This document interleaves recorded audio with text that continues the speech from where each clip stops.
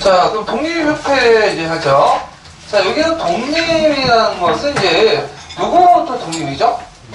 네, 중국부터 독립이죠. 청어부터. 네. 그래갖고 이제 그 예전에 이제 옆에 그 근무했던 선생님이 있는데 이 선생님이 독립협회니까 일제시대에 있었지 않았냐. 그 얘기를 하더라고요. 왜냐면 독립협회 딱 이렇게 느낌상. 이 독립협회는 좀 뒤에 보면 나중에 일본 가서도 되게 야합을 해요. 그래서 좀 친화적인 모습을 이제 보여가지고 비판을 받긴 받아요. 예. 자, 여기 보면 이제 그 독립협회의 흐름을 보면요. 일단 그 위로부터의 흐름이 있었죠. 갑신전면, 갑오개혁. 그리고 밑으로부터의 흐름이 있었죠. 이모군란, 그 다음에 동학농민운동. 이런 것들이 하나 합친 것이 독립협회예요. 그래서 이 독립협회는 밑으로부터의 흐름과 위로부터의 흐름이 하나 합쳐진 것들이고요. 한국 시민사회 형성의 어떤 바탕이 돼서 다양한 계층들이 참여를 했다. 네. 그래서 처음에는 관료들을 중심으로 했지만 나중에 민중 중심의 어떤 운동을 했다는 거죠. 근데 이 독립협회는 이제 시작했던 때가 1896년 7월이에요. 네. 그리고 나중에 이제 해산될 시기가 1898년 12월이거든요. 그 중간에 1897년에 강무개혁이 있었죠. 그래서 강무개혁하고 독립협회가 일정 부분 초반기 때 겹쳐요.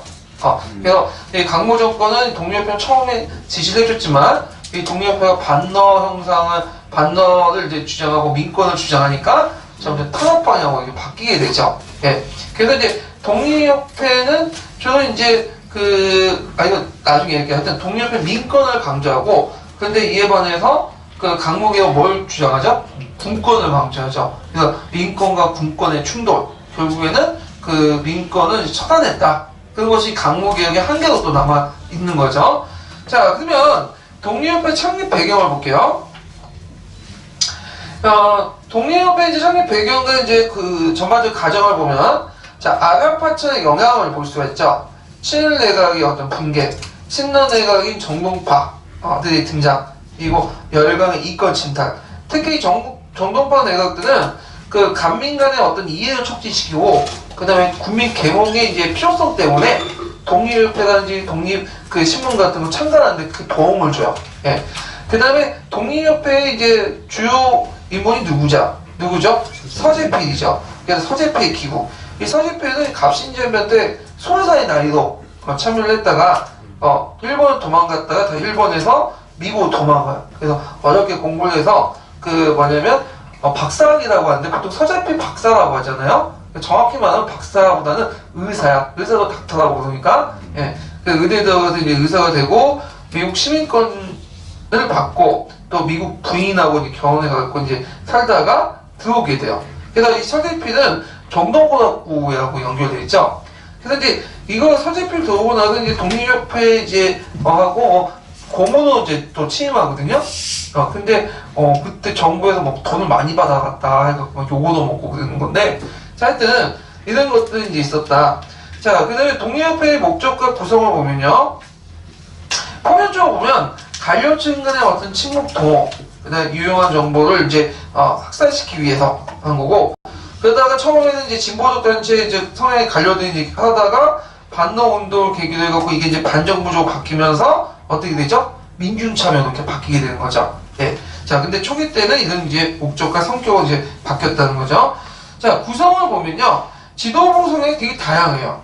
예. 그래갖고 이제 그 범법 자각적인 어떤 신지식인들이 있죠. 그래서 건양협회라고 해서 이제 거기 이제 서재필이나 윤치호, 이상재, 이런 사람도 있고요. 그 다음에 동도서기적인 어떤 유교적 혁신파 관료들, 개량 유학자들 말한 거죠. 이런 남궁옥, 정교, 나수연 이런 사람들인데 이 사람들은 한계권을 강화하려고 자신의 노력 이제 한계권을 강화시키려는 흐름을 가지고 있는 사람. 그러니까 그 지도부 안에서도 어떤 서재필 민권을 강화시키려고 했던 사람이고 이에 반해서 남궁옥이나 이런 사람도 뭐죠? 한계권, 군권을 강화시키려고 했던 사람들이죠. 그래서 이제 서로 다른 성향의 지도부들이 구성이 됐고요. 그다음 참여 계층도 되게 넓다고 했죠. 그래서 다양한 민중들을 이제 포용을 하고 있었다. 다양한 계층들. 그래서 갑신정부와 같이 민중들로부터 그런 분리된 그런 개혁은 성공할 수 없다. 그래갖고 그 당시 이제 독립협회는 민중을 적극적으로 포섭을 하려고 했다라는 거죠. 근데 이게 주의할 것은 민중을 포섭했다고 해서 민중을 주체로 내세운 건 아니에요. 민중은 아직까지 뭐려고 했죠? 우민한 존재, 계몽의 대상 이렇게 이제 본 거죠. 그래서 이건 우리나라뿐만 아니라 초창기 때 한국이나 일본이나 뭐 중국의 그 근대 개혁가들 공통된 사고 방식이에요. 민중들 뭘로 온 거야? 우매한 사람을 봤어. 계몽하고, 그래갖고 이제 있는데, 뭐, 선문도 그렇고, 이런 것도 있는데, 자, 거기서 일부 관료들이 참여했죠. 예. 자, 그러면 이제 독립협회 활동 내용을 제가 크게 이제 활동 부분과, 그 다음 뒤에 보면 이제 그 전개 부분을 이렇게 두 개로 나눴거든요. 그럼 이제 시기별로 활동 시기를 좀 볼게요. 그래서 운동의 추진 세력이나, 그 다음에 그 운동의 방식, 대정부 관계 변화, 이런 것들인데, 자, 1기를 보죠. 1기는 초창기 때 상당히 뭐냐면 정부하고 상당히 친밀했어. 정부의 지원을 받았으니까요. 그래서 우호적인 관계로 이제 고급 관료들 중심으로 이제 전개를 했죠. 그래갖고 이제 친미, 친일, 친러 관료들 다 포함해가지고 이게 출발을 했고요. 그리고 이제 독립문, 독립관을 건립하고 그리고 독립협회는 월보를 가정했는데 이때 이제 누구의 지원을 받았죠? 정부의 지원을 적극적으로 받았죠. 그 다음에 관료 중심의 사교모임적 어떤 성격이 강해요. 초창기 때는요. 자, 근데 2기로 넘어가면서 이제 민중들이 지출했던 시기인데, 여기는 이제 그 만민공동의 그 개최 전까지죠. 그러니까 만민공동가 이제 토론회가 시작돼서 만민공동회까지 이렇게 시작할 때, 이런 내용들인데, 강형의 토론회를 개최하고, 신문이나 잡지를 통해 개몽운동하고요. 민중들 회원가입을 받아들여. 그리고 이때부터 이제 그 개학화 입헌군주의를 지향하게 되면서 점점 정부와 갈등을 일으키게 되죠. 그때 정부는 이제 요때 1기는 아가파처 시기인데 2기 때는 어떤 시기냐면 이제 강무 정권이 들어선 시기거든요. 강무 정권이 지향하는 건 뭐예요? 황제권 강화죠. 근데 이에 반해 입헌군주의를 독립협회는 입헌군주의를 지향하죠. 그러니까 군권하고 민권이 충돌하게 되는 거야. 그러면서 이제 있고, 그다음에 이제 그 가정에서 이제 친러파 관료들이 점점 탈퇴를 했고요. 왜 그러냐? 반려운동 없이죠. 아간파창에 영향받아서. 예. 그래서 이러면서 친러파 관료들이 하면서 친일 관료들이 들어오게 되는데, 있는데, 이때부터 조금씩 친일적인 성격이 좀 틱이 돼요. 예, 얘네들이. 자, 그 다음에 이제 상기를 보죠. 상기. 상기는 되게 만민공동의 개최부터 해서 김홍록 독차 사건이 있거든요. 그래서 그 예전에 2기는 토론회 시작부터 만민공동 이전이고 이거는 토론회 3기는 만민공동회부터 해서 김홍록 독차 사건을 계기로 해갖고 이제 있는데 자 여기에서 1, 2기는 되게 계몽적인 성격인데 요때부터 정치적 성격으로 바뀌게 돼요. 독립협에서. 자 일단 구국 선언 상소문을 올리고 최초로 만민공동회를 개최하죠. 근데 이제 그 전에 서재필이 나가요. 정부하고 갈등을 빚어가지고 이제 나가고 그때 이제 뭐냐면 반려운동이 이제 본격화되면서 이제 만민공동회 개최가 되고 그 다음에 자유국권, 자유민권, 국민참여권 운동을 거치고요. 지방지혜가 설치되고 그 다음에 이때부터 입건 수호운동이 더 본격화돼요. 그래서 이제 러시아, 부산, 조영도나 조차 반대나 그 다음 고문철수 그 다음에 한영은행 폐쇄 이런 것들에서 반려운동이 최고 고조로 이뤘대. 네. 그래서 이때는 정부하고 그냥 뭐냐면 상당히 사이가 안 좋기 시작해요. 그래서 이제 그 김홍준 독차 사건이 이게 그게 볼 수 있는데 김홍준이 이제 어떤 사람이냐면 그 러시아 그 통역관이에요. 이 사람이 원래. 근데 러시아 통역관이었는데 그 당시 그 고종이 커피를 좋아했거든요. 그래서 커피를 이제 좋아해가지고 이제 있는데 그 커피에 앞을 탔어. 고종하고 그때 태자였던 순종을 죽이려고 했던 사건이죠. 근데 고종은 좀 이렇게 마시다가 이게 좀 이상하거든. 그러니까 뱉었어. 근데 순종은 꼬꼬꼬꼬 마시다가 어떻게 해? 그냥 뻗은 거야 얘가. 그러니까 이제 거의 한 달이나 2달 동안 고생했다고 해. 그것 때문에. 그래갖고 이제 이때 이 김홍록 사건 때문에 이제 무슨 논의가 일어났냐면 지금도 있지만 후압범죄 일어나면 어떻게 해요? 네? 당장 가서 죽여야 된다고 사형제도 없어서 그런다고 그러잖아요. 그때도 마찬가지고 보수대역 때 이거 헌법이 너무 너그러워서 그런다. 그래서 예전처럼 그 갑오개혁 때 폐지한 노룩법은 뭐냐면 칼을 목을 베는 창령이 있어. 노법을 하자. 그 다음에 연자법을 부활하자. 그런 식으로 이제 뭐냐면, 주장하게 되죠. 그러면서 더 이제 뭐냐면 민권을 강조한 누구하고 이제 충돌하게 되는 거예요. 감옥에, 그러니까 그 독립협회 충돌하게 되는 거죠. 자, 사기를 들어가죠. 김문호 독살 사건을 계기로 이제 사기를 해서, 민의 그 독립협회 뭐냐면, 해체기까지 이제, 근데, 요때 이제 김문호 독살 사건을 노릇법과 연재법 부활을 이제 시도하니까, 독립협회에서 이제 뭐냐면, 반대운동이 일어나죠. 예. 그리고 이제 이에 대해 정부의 탄압이 일어나고, 자, 하여튼 이런 과정에서 이제 또 박정희 진보 내각이 수립돼요. 그래서 박정희 진보 내각이 수립되면서 이렇게 이제 싸우지 말고 간민이 협동해서 좀 얘기를 나누자. 그래서 무슨 공동회요? 간민공동회 개최가 되죠. 그러니까 만민공동회 하기나도 간민공동회 한 거야. 예. 그러니까 만민공동회와 간민공동회 따로따로 있는 게 아니라, 예. 자, 그래서 이따가 이제 그 박정희 내각이 이제 간민공동회 주최를 했고, 거기에서 유해식 이제 중추원 간제가 반포되고요. 간제가 이제 반포되고 실시하는 과정에서 이제 보수파들이 반발을 하죠. 그래서 임명석 사건이라고 이제 좀 이따 얘기했던데, 그걸 계기로 해갖고 독립협회가 이제 해산되고, 그 다음에 만민공동회가 해체되면서 박정희 내각이 붕괴되죠. 그러면서 이제 끝나게 되는 거죠. 그래서 크게 이제 네 시기로 이제 나눠볼 수가 있다. 이렇게 좀 보시면 되고요. 자, 그러면 뒤에 넘어가갖고, 독립협회 두 흐름은 뭐죠? 자, 이 흐름이 이제 좀, 어디에 있냐면, 포셈에 있어. 포셈하고 예전 교과서에서 금성교과서인가? 금연대사 교과서에 나왔는 건데, 되게 이제 두 개의 흐름을 나눠요. 하나는 윤치원 난국을 따르는 인사를 중심으로 이렇게 볼 수 있고, 또 하나는 서재필을 중심으로 따르는 인사들, 이렇게 두 개가 나오는데, 자, 여기에서 이제 보면, 윤치원하고 난공원은 좀 약간 안 맞아. 윤치원은 어떤 사람이죠?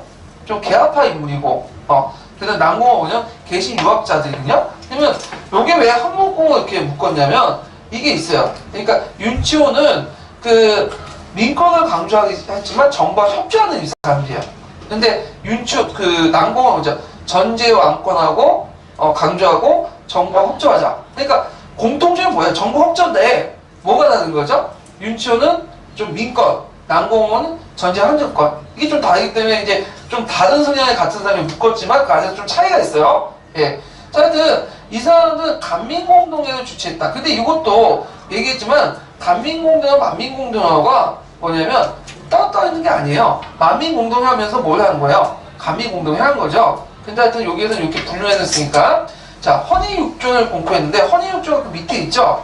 얘가 예전에 한번 기초가 관련돼서 나왔는데 한번 일동을 해보죠. 요걸요. 예. 헌의육조 부분이요. 누가 여기 있을까요?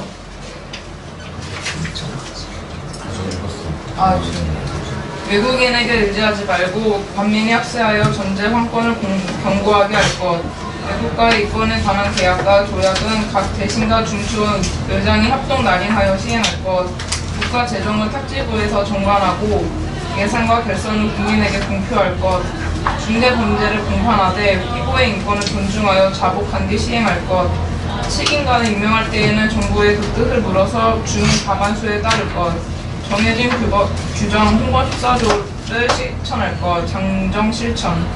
자, 근데 여기 좀 하나하나 분석을 해보면요. 자, 여기가 이제 보면 1조만 보면 뭐가 돼 있어? 전제군주제를 반영한다고 볼 수가 있겠죠. 근데 2, 3조 내용들 보면 다 밑에 보면 입헌군주제야. 왜냐하면 전제군주를 제한하는 내용들이 많거든요. 그래서 보통 책에서는 입헌군주제를 지향을 해요. 근데 푸셈에서는 전제군주에 지향한다는 인데 이건 하나의 의견이야. 그래서 일본 같은 경우에는 이제 그 항제권을 강화하는 내용들인데 주로 이제 누구의 주장을 받아들이냐면 난국원이나 정부의 입장을 일단 받아들였어요. 왜냐면 이게 간민 합작을 이렇게 만들기 때문에 너무 민의 입장만 반영할 수는 없잖아요. 그래서 이제 해놓고, 자, 2조부터 이제 들어가죠. 2조와 3조는 전제군주를 제한하는 내용들이 쭉 있는데, 자, 외국과의 이권에 대한 계약과 조약을 각 대신이나 중추원 위장과 합동 난인할 것. 요거는 뭘까요? 네 멋대로 행동하지 말라는 거야. 그 종이 이제 너 멋대로 계약을 하고 조약을 맺지 마라. 자, 3번은 국가재정을 탁제부 정관하고 예산과 결산을 국민에 공표하고. 이거는 이제 나중에 얘기하겠지만 보통 이제 그 강로개혁 시기 때는 제 군부 분리죠.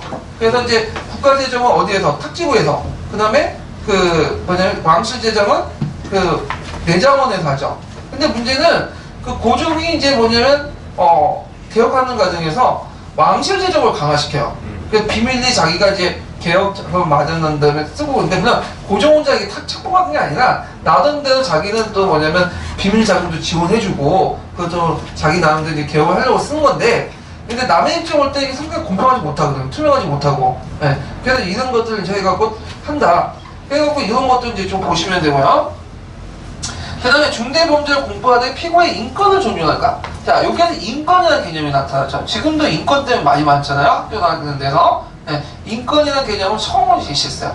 독립협회가. 그래서 앞에 이제 그 김옥룡 독찰 사건 있죠. 독찰. 이 독찰 사건 때 막 그 당시 그 뭐냐면 독립협회 회원들이 막 반대를 하니까 이제 정부가 이제 구금을 하고 그다음 와갖고 재산 뺏고 그런 형태가 많았거든요. 그래서 그때 인권을 강조하게 돼요. 예. 그래서 인권에 대한 얘기를 처음으로 제시를 했고, 그 다음 칙인간인데, 칙인간은 그 원래는 이제 조선 후기 때는 청와부터 임금의 임명권을 받은 벼슬가치를 말하는 건 칙자가 이제 한계 칙자니까. 근데 요때 칙인간이라는 거는 뭐냐면 그 갑오개혁 때 있죠? 갑오개혁 때 1품과 2품을 뭐라고 했어요? 칙인간이죠. 그러니까 오늘날 그 조선시대 되면 그 당상간 정도의 그런 지위야. 근데 이걸 임명할 때 그 고종의 멋대로 이제 측근들을 임명하고 있거든요. 그 비판을 해서 정부의 어떤 그 관료들의 뜻을 따를 거라는 거야. 이것도 일종의 전제군주제죠. 네. 그 다음에 정해진 규정은 홍보에 실천할 거야. 장전 실천, 홍보 14조는 장전 실천이 그 홍보 14조와 관련된 내용이죠. 그래서 1조월제하고는 2, 3, 4, 5조는 다 뭐예요? 고종의 어떤 그 뭐냐면 전제를 제한하는 거야. 그래서 전제군주제보다는 입헌군주제 지향이 맞아요. 예. 그 푸셈의 내용은 좀 약간 동떨어진 의견이야. 그 1조만 보고 이제 해석해갖고 그 얘기를 하는 건데. 자, 하여튼, 그래서 강거 정권이 이 간민공동의 내용을 내가부터 수용을 했어. 그래갖고 이제 중천 장정을 개정하고, 재정개혁을 약속하고, 그 다음에 이제 협회와 신문규칙을 제정하고, 그 다음에 이제 상공학교 성립개혁 같은 조치를 반포를 했죠. 예. 그래갖고 이제 이런 것들을 이제 좀 기억을 해두시고요. 자, 그 다음 서재필을 이제 따르는 이제 인사를 중심으로 볼게요. 이 서재필은 어디에서 공부했죠? 미국에서 공부했죠. 그러니까 이 사람은 이제 서양 미국 중심 사람이야. 그래서 이 사람이 이제 처음 올 때 그 뭐냐면 한국어를 못했다고요. 왜냐면 이제 한자 떠나가지고 이제 와갖고 하니까 영어로 연설을 해.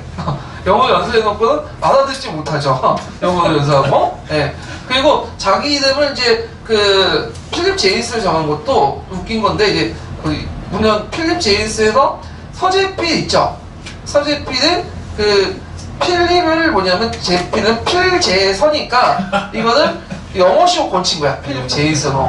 이렇게 해갖고 고쳤고. 자, 하여튼 이 사람인데 이 사람은 되게 친미주의자예요. 그래서 프랑스 개선문을 그 독립문도 프랑스 개선문에 뒀다 가지고 만들었고요. 그 다음에 이권소 운동할 때도 꼭 누구만 떼죠? 러시아만. 주로 러시아. 그리고 영국과 미국의 자본, 유럽의 자본들은 뭐냐면 이거는 선진 자본들이다. 우리 국가에 필요하다. 그러니까 상당히 뭐냐면 반외세도 상당히 뭐냐면 이중적이야. 차별적이야. 그러니까 반반짜리 쓰죠. 외세가 완전히 반한 것도 아니고요. 그래서 되게 서구적인 어떤 사고방식을 갖고 있기 때문에 상당히 친명적인 어떤 정책을 펼쳤던 사람도 서재필이고, 또 뒤통수는 또 일본 돈도 받고 그래요. 예. 그리고 막대한 고문료도 받고, 그래갖고 이제 있는데, 이 서재필이 이제 러시아 그 정부와 갈등이 됐던 게 뭐냐면, 그것 때문이죠. 그 당시 이제 러시아의 재정공이나 이런 것들을 이제 알렉산더폴을 이제 세우려니까 반대하고 그냥 나가버린 거야. 예.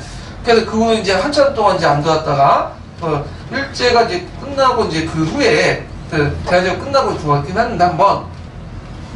자, 그 전제군주제를 거부하고요. 군주의 권한을 제한하죠. 민권을 강조하죠. 입헌군주제를 이제 실시하고. 일본은 공화정 실시까지 주장해요. 예. 그리고 러시아의 알렉산드네프 재정고문을 초빙을 비판하고 민권 신장을 주장하면서 고위관리 인사를 관여하죠. 인사들. 그리고 만민공동을 개최하고, 그 다음에 정부 탄압에 반발해갖고 그 당시 상속운동을 전개하는데, 그래갖고 이제 그날 알렉산드네프 공을 초빙 비난하고 그 다음에 일부 대신대 사태를 이제 뭐냐면 종용하고 하니까 이때 이제 서재필이 공지에 해임하고 미국 갔거든요.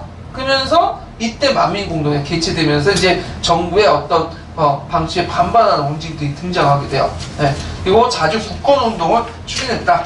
그래서 개화파 세력들과 민주주의 서로 결합돼서 특히 만민공동회를 개최하고 이건 했죠. 그래서 이런 내용들이 좀 있으니까 좀 기억을 해두시고요. 자, 그 다음에 이제 그 뒤에 넘어가서 또 이제 그 보통 세 개의 부류로 또 나누죠. 교과서에서는 뭐죠? 자주국권, 자유민권, 자강개혁 이렇게 이제 또 세 개 부류로 이제 나눠서 볼게요. 자, 자주국권은 뭐냐? 국가의 자주와 평등 및 주권의 확립을 통해서 자주 독립과 주권 국가를 수립하는 근대적 민족주의 사상이다. 그래서 그 일환으로 영웅문을 흘고 영웅문은 뭐냐면 은혜로운 일을 맞아들이는 문, 은혜로운 자를 받아들이는 분인데 이 은혜로운 사람이 누구예요? 중국 사신이죠. 청나라 사신을 맞이할 때 영웅문을 통과시켜서 했거든요. 그러니까 이거 안 된다 해가지고 독립문을 걸리고 있어. 그 자리에 흘고. 근데 이 독립문이 뭐에 비슷하게 만든 거죠? 파리 개선문. 상당히 유럽적인 어떤 모습들 보이죠? 그 다음에 여기 보면 이제 모화관인데 모화관은 뭐죠? 중국 사신의 영빈관이야. 중국 사신이 뭔데 여기 허물고 독립관을 만들죠. 예. 그 다음에 이제 강연회, 토론회 매일 그 일요일마다 이렇게 개최를 해갖고 토요일마다 개최해가지고 일요일이네요. 일요일만 개최해갖고 민중을 계몽하고 정치의식을 보양시키는 그런 것도 있고 그 다음 독립수호 결의안 그 다음 독립공원 같은 걸 건립을 하죠. 예. 이런 것도 좀 기억을 해두시면 되고요. 자, 그 다음에 그 뒤에 넘어가서 고종 항공운동도 있네요. 이것도 이제 들어갈 수 있고 이권소운동을 좀 볼게요. 자, 이권소운동도 자주국권운동 차원에서 이제 해야겠고요. 이것도 별표 하나 쳐놓으세요. 자, 이권소운동은 이제 러시아를 이제 비판했다고 했죠. 그 당시 아가파천 시기 때 러시아가 와가지고 이제 여러 이권도 가져갔고 그 서대필 자체가 러시아를 별로 안 좋아해. 미국과 영국을 되게 좋아하는데 그래서 러시아를 중심으로 했다. 그래서 내용을 보면 러시아의 목포, 중남파 해역 토지 매도. 그래서 한 조각의 국토를 줄 수 없다. 그래서 이제 저지시키고, 그 다음 프랑스, 독일의 강산체육부 요구 저지. 그래서 러시아의 저정도 조차인데, 저정도는 어디에 있는 거예요? 부산에 있는 거죠? 예. 그래서 왜 그 조차를 했냐면, 그 당시 이제 그 러시아가 거기에 조차를 내고 석탄골을 만들려고 했어요. 그래갖고 석탄골을 왜 만들었냐면, 그 당시에는 배가 기선이었죠. 기선은 뭘로 움직이죠? 석탄 움직이죠. 근데 석탄은 많이 실으면 와요, 배가. 기울거려요. 그래서 가적해갖고 이제 세워놓처럼 이렇게 넘어갈 수가 있잖아. 그러니까 석탄 조금씩 싣고 중간 기항지마다 석탄 공급을 받아야 돼. 그래서 안정적인 석탄공급을 마련해야지만 안정적으로 계속 공급을 받을 수 있죠. 저 사람들이 그걸 한 거죠. 일본도 똑같이 석탄공급 기지를 이제 요구해요. 그래서 반환을 하고. 근데 이제 나중에 석유로 쓰이면서 어떻게 바뀌었을까? 이제 증기선이 이제 기선이 이제 석유로 쓰이면서 이제는 상관없겠죠? 석탄 무겁지만 석유는 가볍잖아. 네. 그래서 그 다음에 한러은행인데 한러은행은 뭐냐면 오늘날 중앙은행하고 비슷해요. 그래서 거기에서 이제 화폐 발행권이나 국고 출납권 이런 것들을 이제 러시아 자본으로 만들려고 했어. 그래서 만들었는데 그래서 이게 이때 민영하고 노마노프가 해당 결과에서 나온 거죠. 근데 이제 문제는 이거에 대해서 만들어놓고 왜 만들어놓겠어? 조선정부, 조선의 재정이나 금융을 장악하겠다는 목적으로 만든 거죠. 그러니까 이제 반대를 한 거야. 그러니까 이제 만들어놓고 너무 반대가 심하니까 어떻게 되겠어요? 러시아도 철수했어. 왜냐면 이제 세계 열강 때 눈치를 봐야 될 거 아니에요. 예. 그래서 이제 철수를 했다. 자, 그래서 이제 한계를 보면 나름대로 의미가 있지만 누구만 주로 반대했죠? 러시아만. 러시아 이권 종주 반대했지만 미국이나 영국의 철도 부속권이나 강사체육권은 되게 환영했어. 근대화를 위한 필요한 조치다. 그래서 상당히 반매세적인 것도 상당히 이중적인 특징을 가지고 있다. 이권 해소운동도 예전에 이권 수운동도 예전에 한번 나왔으니까 잠깐 언급돼 있으니까 좀 기억을 해주시면 될 것 같아요. 자, 그러면 관련된 기초의 근거표를 한번 볼게요. 오랜만에. 자, 1216페이지 볼까요?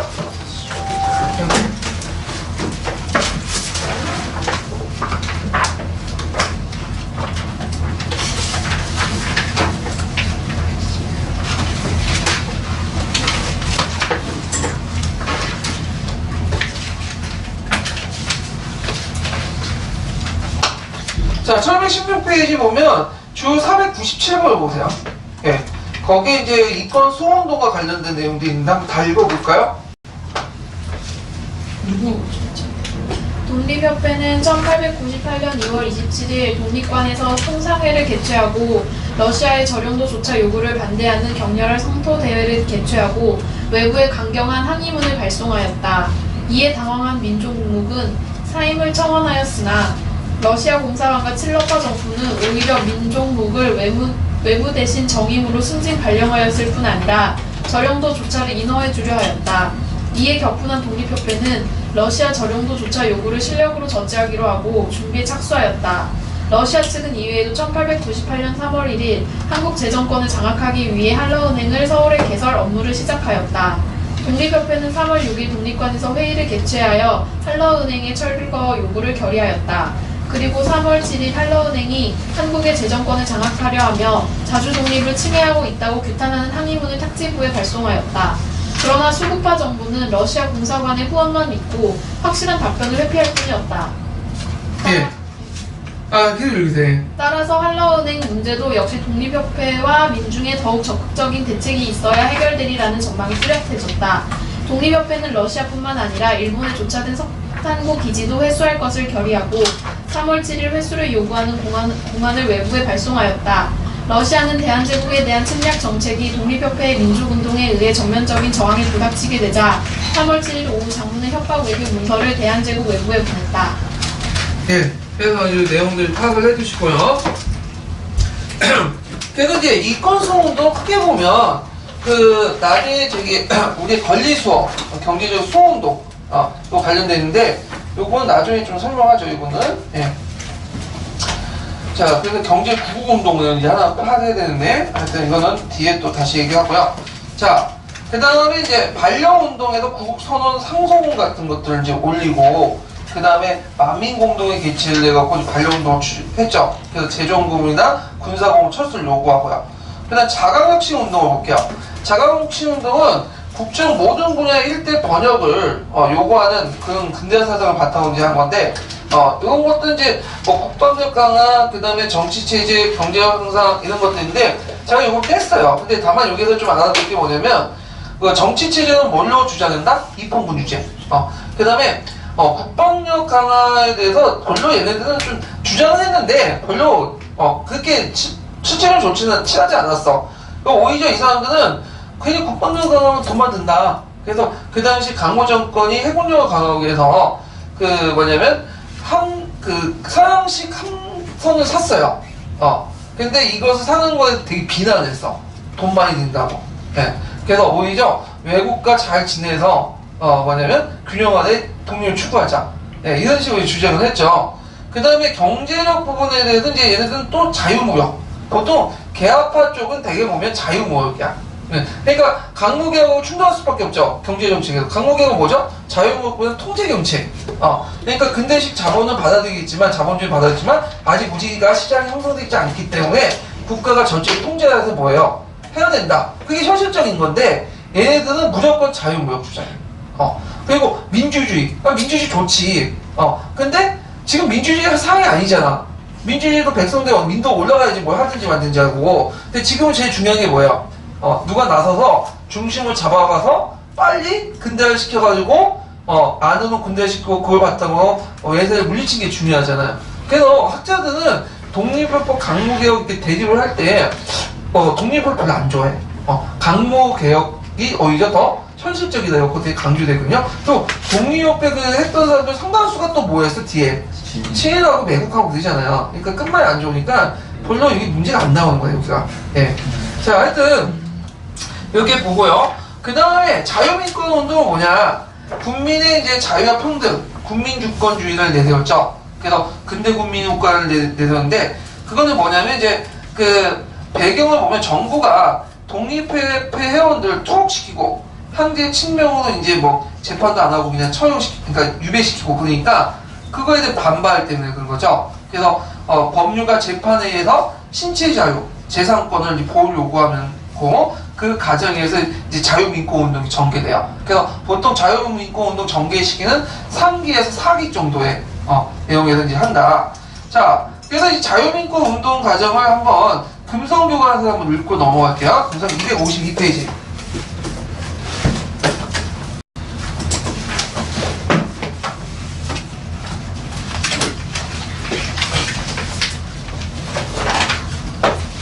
자, 금성교과서 252페이지를 보면 열강의 간섭에 맞선 만민공동의 그게 있죠. 예. 그런데 이거 한번 읽고 요거 밑에 거 좀 설명할게요. 예.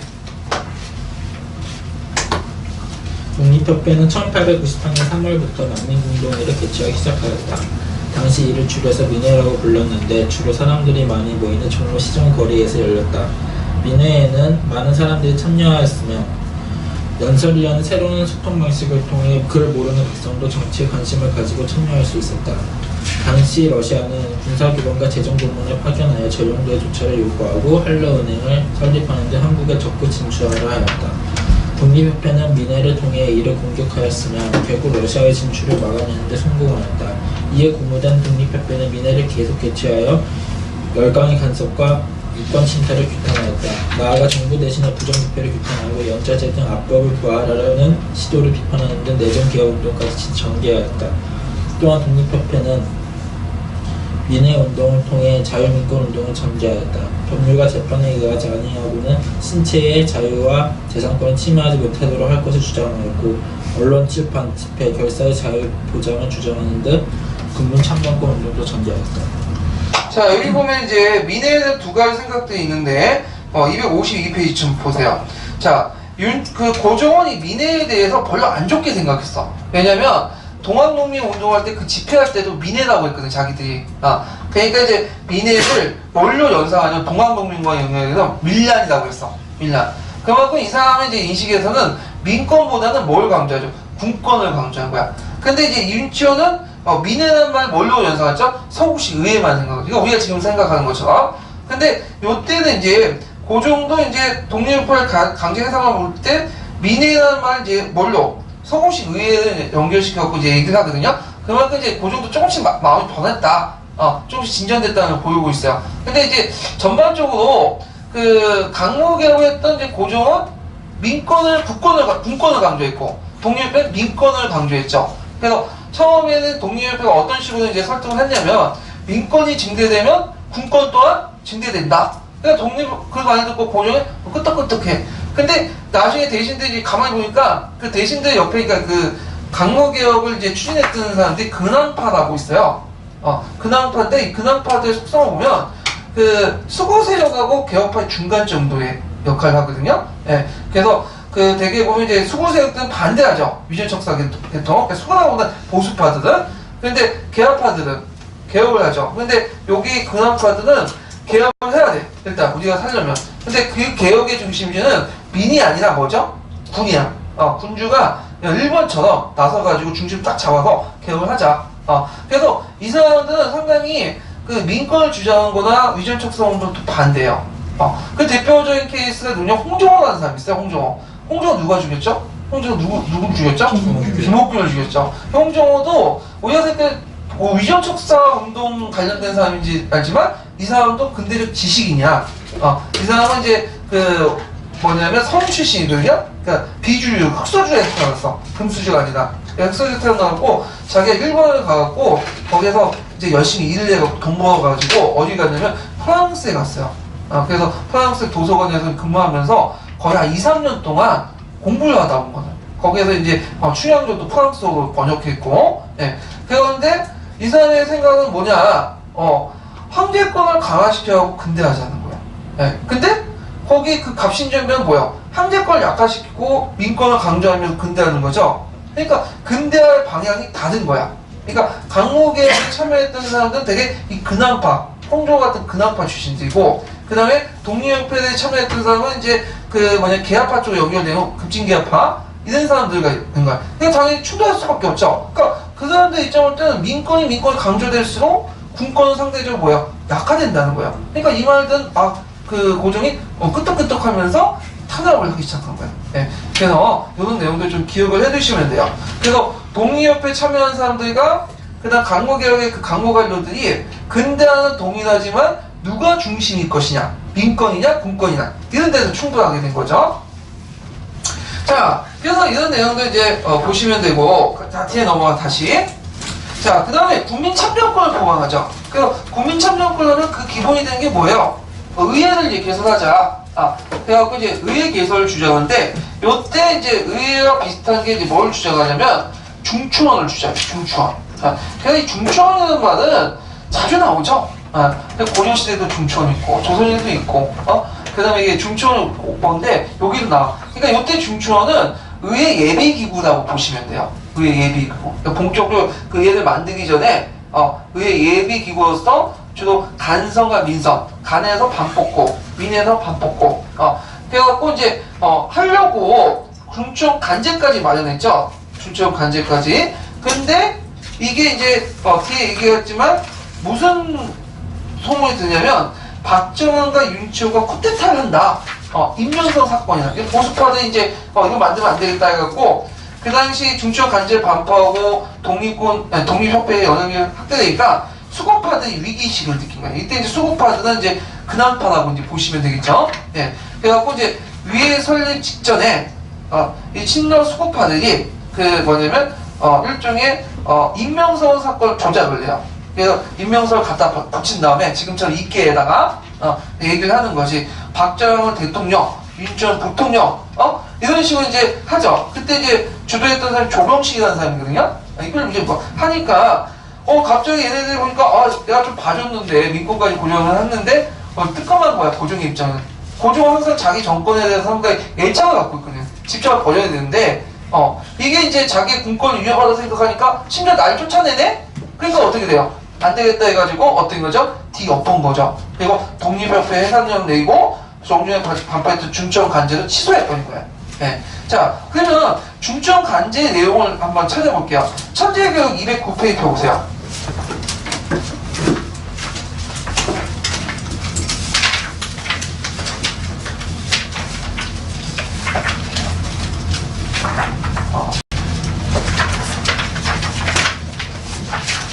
자, 중추원 간제 보면 1조부터 보죠. 1조. 자, 중추원은 다음 사항을 심사하고 의정하는 처소할 것 해갖고, 자, 중추원의 권한도 이쪽 나와요. 거의 의회와 비슷해. 법률과 칙령의 제정, 폐지.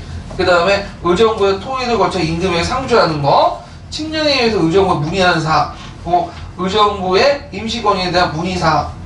그 다음에 중추원 임시건의사항 등등 있고, 그 다음에 이제 이런 내용들이 쭉 있는데, 주로 그 중추원의 자격은 고통선거의 제한선거예요. 딱 보니까. 제한선거죠. 민선 자체가 27세 이상의 사회 정치, 법률, 학식에 통달한 자들 투표 선거할 거. 그러니까 여기서 볼 수 있는 게 독립협회 민중간이야. 그만큼 민중은 우매한 존재인 거야. 그래서 요때 민주주의 하자는 거는 영국식 민주주의 아니라 어디에 가까운 허위셋. 그러니까 여기는 하원이 아니라 상원. 그걸 구성한 거야. 하원은 또 반대예요. 그래서 얘네들도 좀 약간 엘리트 의식이 좀 가득 찬 그런 모습들 보인다는 거. 이런 것들 좀 기억을 해두시면 되고요. 자, 그래서 원래 정부와 독립협회가 합의했던 중추원 신간제에는 위원 50명 중 반수는 25명 항제가 정부가 임명하고 25명은 인민협회 투표로 선거하는 그래서 이제 독립협회 인민협회를 대신하기로 했다. 이렇게 이제 했는데, 자, 이게 이제 모수대 모함으로 개혁 내용이 무너지면서 체포되면서 개혁이 좌절됐죠. 그래서 그 중추원 간제는 다시 개정돼요. 그때 모든 민선과 간선 중에 민선 의원은 황제가 다 임명하는 방법 이렇게 해버린 거죠. 그래서 처음에 독립협회가 임명하게 됐는데 황제가 임명하니까 실제로 이 중추원은 뭐가 되는 거야? 이제 일종의 자문기구에 불과한 거야, 이거는. 예, 그런 것도 이제 보시면 될 것 같고요. 자, 그래서 다시 이제 넘어가서, 자, 그러니까 이제 그 해체 과정을 볼게요. 아까 이제 무고 때문에 독립협회 해산령이 내리죠. 그래서 이제 수급파였던 조병식 내각이 다시 이제 설립돼요. 박정희 내각이 실각되고, 그러니까 이에 대해서 만민공동회 회원들이 만민공동회 개최해서 정황을 해. 그래서 서울 시민인 처야시위가 되는데, 이걸 이제 그 예전에 촛불시위 했죠. 그 당시에는 좀 통콕에 뭘 했냐, 횃불 시위를 했어. 그래서 이제 밤새도 한 42일간 횃불 시위를 했다.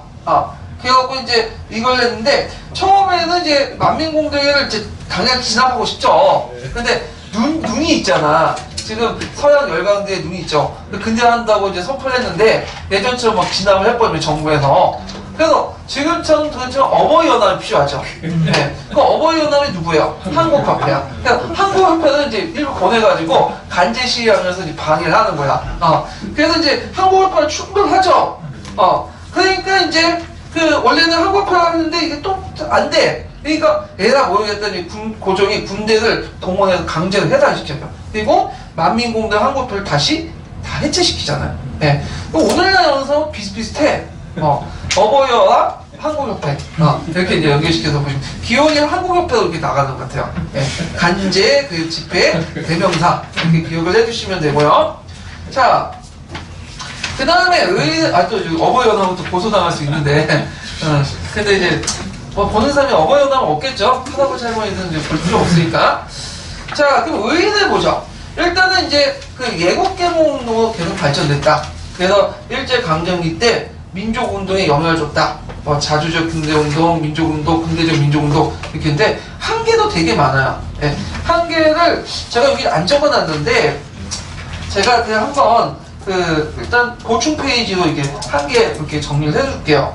뭐 시험 문제는 안 나올 것 같은데 일단 듣기만 하세요. 독립협회 지도자들은 민주의 정치 영향을 가소평가했다는 거죠. 그래서 민주의 주권에 대한 불명하다. 그러니까 겉으로는 국민주권을 내세우는데 실제로 그렇지 못하다는 거죠. 그래서 이제 그 구체적 예로서 거기에 민주주의라는 건 입헌군주제는 일본, 영국이나 이런 나라가 아니라 어디죠? 일본이나 포위생 같은 그런 것들을 주장하고 그러니까 지도부는 상원을 주장했지만 하원 설치는 반대해요. 그러니까 중청 간제들 보면 다 민선위원은 뭐예요? 27살의 교양 있는 지식인들. 애매하죠. 교양 있는 지식인들 되게 누구야? 통일편이에요. 자기들 해먹겠다는 거죠. 그 다음에 이제 민족을 개혁의 동반자보다는 뭐냐면 계몽과 지도에 대해서 하고 특히 이제 예국계몽운동도 그렇죠. 요때 독립협회 예국계몽운동으로 연결되잖아요. 얘네들이 뭘 믿냐면 사회진화론. 그러니까 사회진화론을 주장을 그대로 받아들인 거죠. 그래서 제국주의 침략을 정확히 인식하지 못하고 열강의 침략을 문명 전파의 한 수단 인정해요. 예. 그래갖고 이제 이런 내용들. 그 다음에 이제 세 번째 한계는 일본과 서구 제국주의가 좋은데 시장을 열자.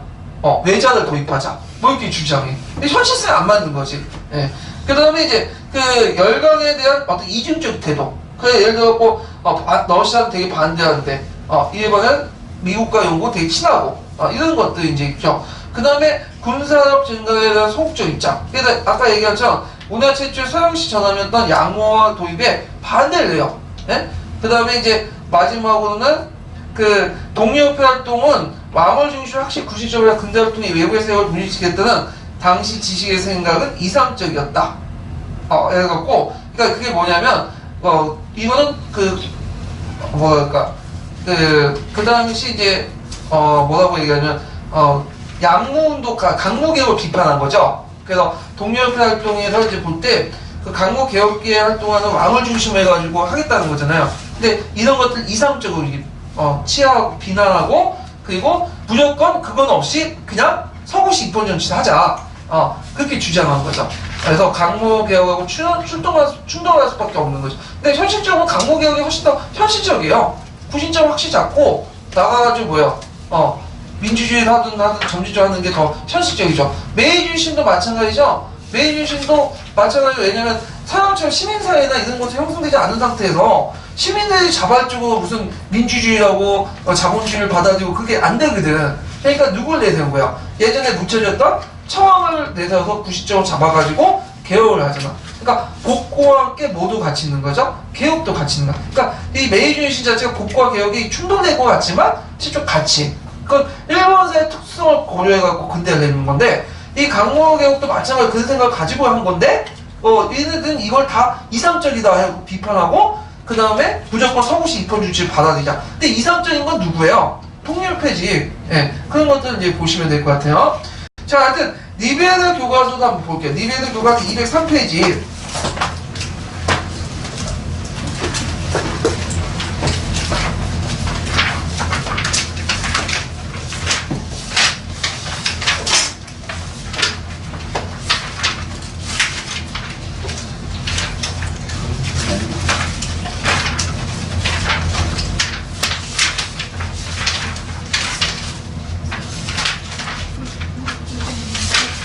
203페이지가 아니네? 잠깐만요. 230? 230페이지인가요?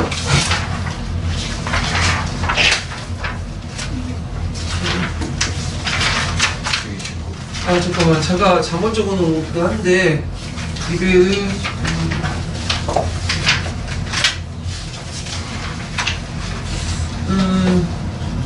요거 한번, 예전에 읽었나? 자주독립 자유민권 자강혁신 안 읽었죠? 네. 그냥 28쪽 한번 쭉 읽고 정리해 볼게요. 228조. 네. 네.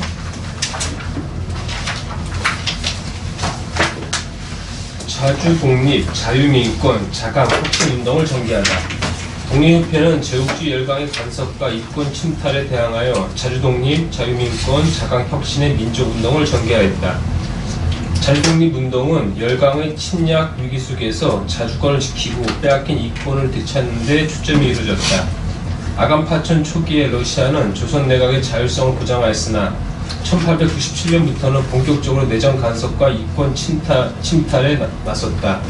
러시아는 군사 교련단을 파견하고 재정 부문으로 알렉스